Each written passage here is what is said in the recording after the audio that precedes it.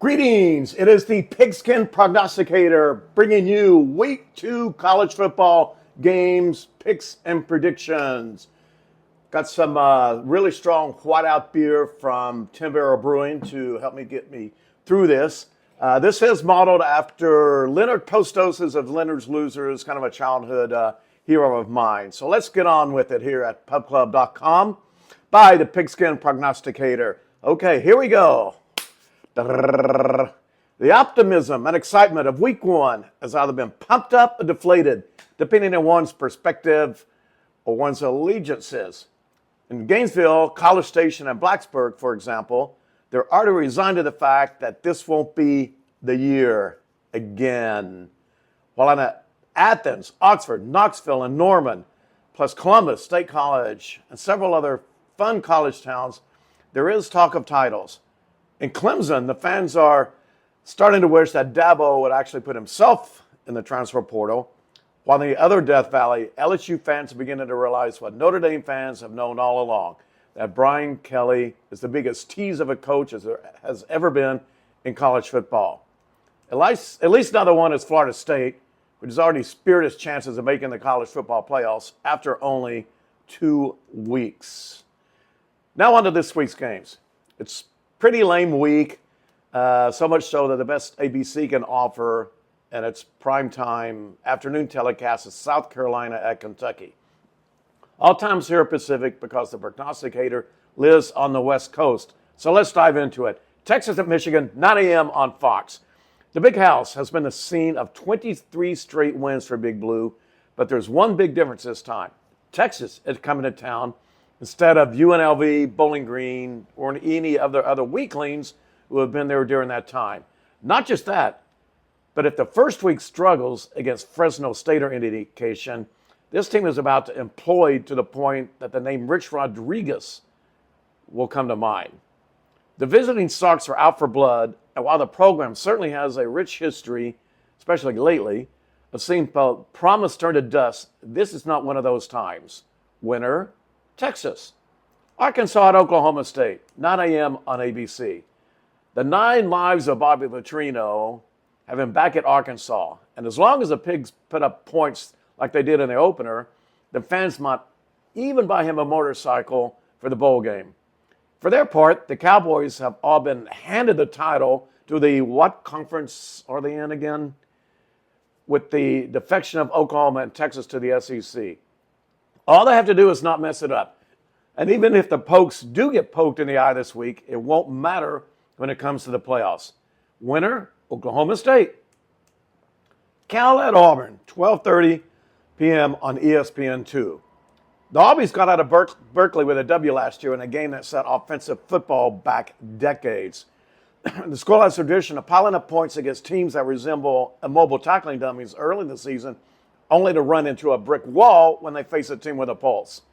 The Papa Bears had a pretty ferocious defense last year, but the Plainsmen always seem to surprise people when nobody figures they will be any good. It's when expectations are high that they flop. Winner, Auburn. South Florida, Alabama, 4 p.m. ESPN. A year ago, the Crimson Tide was nearly washed away by a downpour against this misnamed directional school. You know it's in Tampa, which is hardly the southern part of the Sunshine State. But that was before anyone in Alabama had ever heard of Kalen DeBoer. This year, they know him well, though some are still looking at him with the kind of curiosity they do of a new pet. The visitors will test the Tide's defenders as they want to run plays the way a cheetah chases a gazelle. And while that's no bull, the home team has the size, the speed, and the athletes to wash away any threat of an upset. Winner, Alabama. Western Michigan at Ohio State, 4:30 p.m. Big Ten Network. They're going nuts in Columbus these days for the highly touted team. Though playing a directional school from that other state will hardly qualify as a true test of their manhood.